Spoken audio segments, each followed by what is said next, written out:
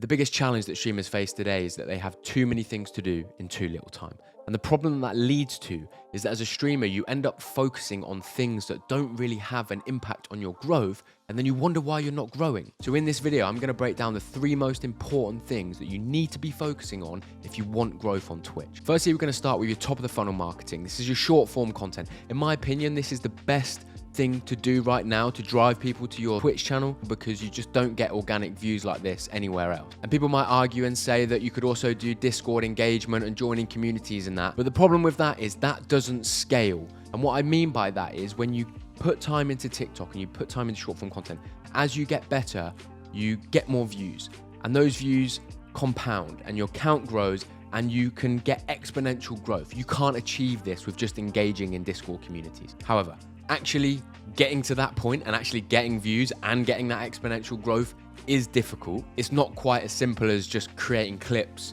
from your stream and putting them on TikTok and then just hoping one goes viral. You actually need to put the time, effort, and work into learning how the algorithms work, studying content, and then packaging that into your own style and delivering it to the audience that it's intended for. And I know you've probably watched other videos and they said exactly the same thing and you still really don't know what it means or what to do. So I'm gonna show you some examples. One type that's gonna drive high conversion and high retention, and another one that's gonna drive high views and high conversion, but not so high retention, but it's easy to do. So number one is gonna be storytelling. You need to be telling stories in your content. Why? Because it creates relatability, it creates connection, it makes people want to come and watch your Twitch. And if you're unsure how to tell stories, go on YouTube and look up how to tell stories. There are plenty of videos that outline the basic principles of storytelling. And so before I ramble on, I'm going to show you an example here of a streamer that I know called Blake, who did a really excellent example of taking something that was unique to him, turning it into a story,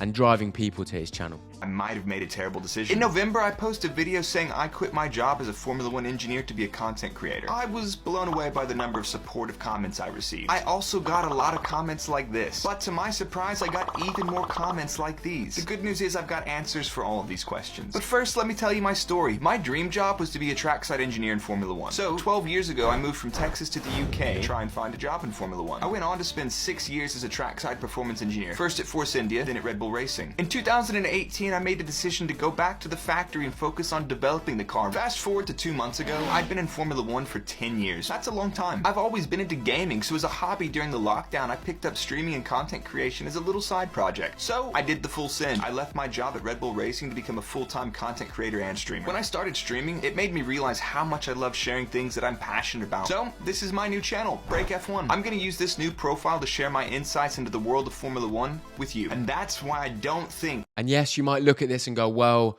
I'm not an ex-F1 engineer, like I could never do this. So I got you, because I'm going to now show you another TikTok from another streamer called Haylight, who has done a similar thing, but around a challenge that he created on Fall Guys. I have a huge problem. Epic Games just hit me up to make a video about Fall Guys, which is an amazing opportunity, so of course I said yes. But there's something I didn't tell them. 3 weeks ago, I lost a challenge and had to delete Fall Guys forever. So I need to come up with a plan to get it back, and fast. Right now, I have 2 different options. Option 1, beat the challenge that made us delete Fall Guys, but donate $10 to charity every time we win one of the 10 games. Option 2, play Fall Guys for 24 hours straight, and if I can't get 50 wins, I lose. Which one should we do? Because So as you can see from both of these clips, both of them just nail the story.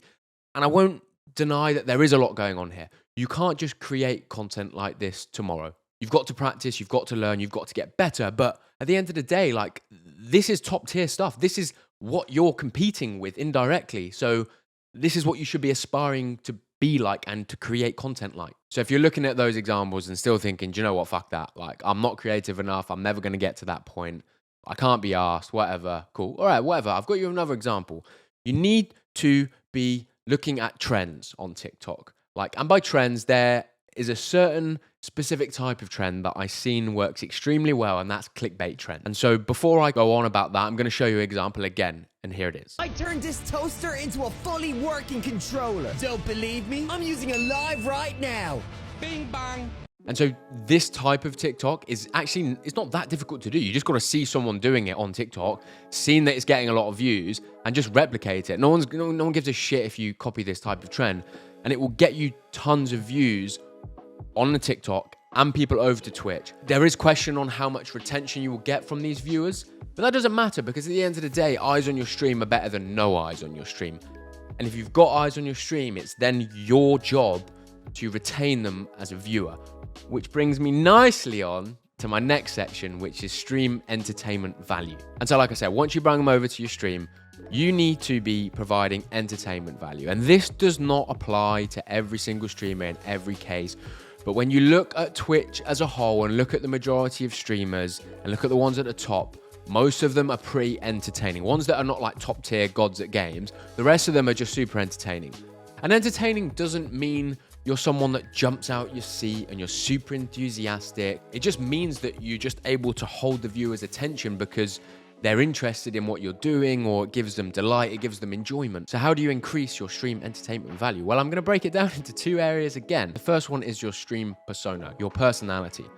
And whether this is a replication of how you are in normal life, a little bit of an exaggerated version, or someone that is just completely not you and it's literally how you act on stream, it does not matter. But what does matter is that you put on a show. You're slightly energetic. You do overemphasize stuff. People enjoy that more than someone who just sits there and chills. This is the problem with me. I'm a chill streamer. I'm not about that. But if you look at what most people like watching on Twitch, it's not necessarily, like I said before, someone that's super energetic and hyper, but someone that is just got a good vibe and is bouncing, has got energy. People love that. And if you don't think you've got that, or you think you're missing that, well, watch back your streams. Get comfortable doing that. Watch back your streams and look how you react to messages. Look how you handle situations and think, would I watch that? Is that entertaining? Or am I just sat there like a boring fuck playing a game? Be self-critical. And so the second point to increasing stream entertainment value is planning your stream. Planning your stream can make it way more entertaining because it gives your stream structure. And what you can do is apply the principles that you've learned about storytelling for your short form content into your stream.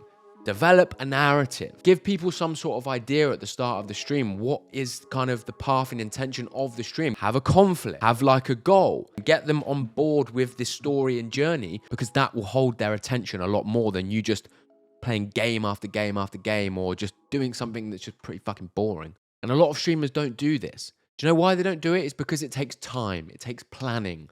Most streamers just want to hit the live button and they kind of just go with the flow. And that's fine. You can do that. You might grow doing that. But if you want to increase the chances of your growth, go look at Ludwig. Go look at what he does. He spends 2 or 3 hours planning his stream, and look where he's got. He is the master at it. Like, I just can't stress enough how planning your stream could drastically change how much entertainment value you give on your stream, which in turn will help retain your viewers and stop them from just disappearing and never coming back. If they do come back, then this gives you the opportunity to get them involved in your community, and coincidentally leaves me on to my final point, which is community building and engagement. This, combined with the stream entertainment value, is what is going to get people coming back to your stream. Why? Because it gives an opportunity for you to build a further and stronger connection with your viewers and foster relationships that gives them more value. Most people will probably know this is primarily done through Discord, so this should be where your focus is. Make sure you are present there. This is something that I massively neglected as a streamer because I just didn't really know how to do it or why I needed to do it, but it wasn't until like after I spoke to a few streamers on my podcast like Merl and Yikes who are very big on community engagement within Discord, and I really saw the value of that, like just showing up, like I said, and just giving your viewers your attention when you're not on stream. So how can you actually do this? What can you do? You can start with simple things like just asking people how they are, asking people about what they're excited for, what was their week like, anyone got anything good going on. Start getting feedback about your stream. People who watch you stream want to be involved with the development of your stream, so start getting feedback. Mel went through some really good examples on a podcast about how every Monday he asked, is there anything people want to do this week? Viewers will really appreciate it if they can be involved with suggesting what you do on stream. Other things you can do is just simply hosting community nights. Hang out in the voice chat. You need to think that when you're streaming on Twitch, the only way that a viewer can interact with you is through a chat box. So hanging out in voice chat in Discord gives your viewers an opportunity to actually talk to you voice to voice. Like, that is just so different and can provide so much value to a viewer. Because again, it builds that connection. It strengthens that relationship between you and them, which therefore then will increase the chance of them continuing to watch you. And so to wrap it up, the 3 things that I've just spoken about, so short form content, stream entertainment value, and community building, should be your primary focus every week. If you are doing a task, think about what is the impact here. Is it related to any of those 3 things? If it is not, put it to the side. That's not to say that OBS plugins and overlays and emotes and channel points and all of that stuff isn't ever important. You should never do that. But I see a lot of streamers spending way too much time doing all of that, when actually, if you got rid of all of that and didn't do any of it and just focus on the 3 above, you wouldn't even need a decent overlay or any of that. So like, you just need to really think about what you're doing and how you're spending your time.